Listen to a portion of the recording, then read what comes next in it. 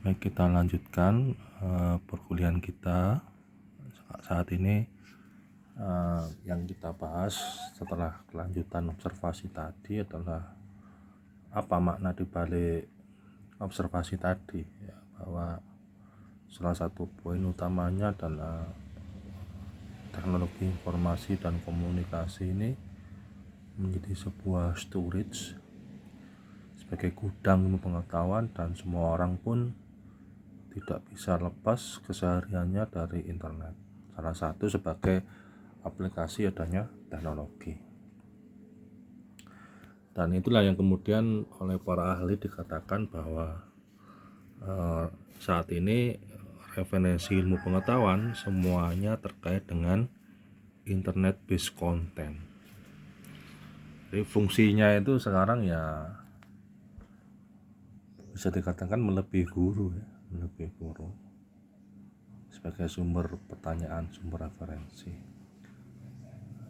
Nah, inilah kekuatan abad informasi di mana semua hal bergantung kepada big data yang dimiliki. Kedepan seperti apa, Pak, masa depan lembaga pendidikan kita?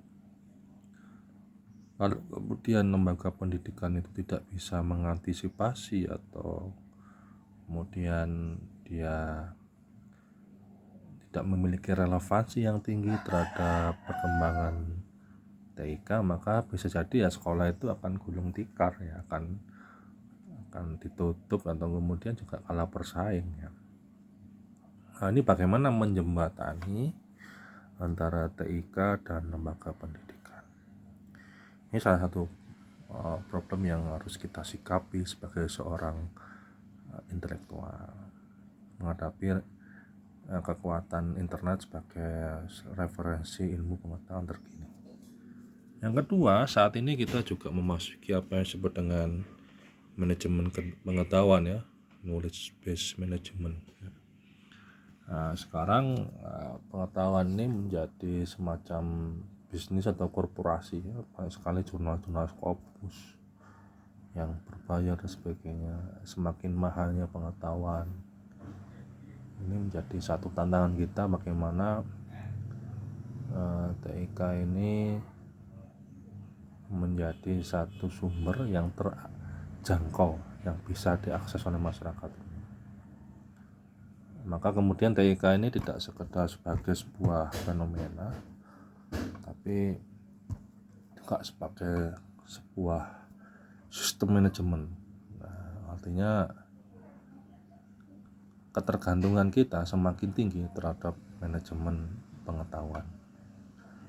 Kalau kemudian kita tidak bisa mengendalikan pengetahuan, manajemen pengetahuan, maka suatu saat kita ini hanya menjadi buih di dalam lautan, begitu ya, tergilas zaman. Oleh karena itu, pengetahuan tentang manajemen pengetahuan knowledge management itu harus diikuti dengan yang namanya jaringan pakar beragam bidang ilmu. Nah, kita ini harus membangun jaringan, ya. Jangan sampai kemudian hidup sendiri-sendiri. Fungsi TIK ini ya membangun jaringan, baik itu jaringan individual maupun jaringan antar institusi pendidikan, education institution network. Untuk apa? Agar kemudian kita menjadi kekuatan raksasa yang mampu survival, mampu hidup di tengah persaingan global. Ya, masalahnya kesiapan kita hari ini apakah sudah siap dengan kehidupan yang sangat digital saat ini. Berarti kita belajar ICT ini bagian dari mempersiapkan adaptasi kita memasuki dunia digital yang akan semakin tajam ketika kita sudah dewasa, sudah punya anak cucu dan sebagainya. Apa saja yang kemudian ciri khas dari masyarakat digital itu adalah ini, ya, pusat pengembangan materi ajar, wahana kurikulumnya semua mengalami digitalisasi. semua mengalami digitalisasi. Inilah kita sebagai seorang akademisi, ya, suka tidak suka harus melek literasi. Tadi literasi itu tidak sekedar mengcopy paste, tidak ada menggunakan, tapi bisa mengolah, bisa meng-create hal yang baru dari data yang ada. Ini tantangan kita hari ini. Jadi kita harus selain hard work, kerja keras, juga harus smart work, kerja cerdas, sehingga kita kemudian bisa survive dan adaptif terhadap segala perubahan digital yang ada. Terima kasih.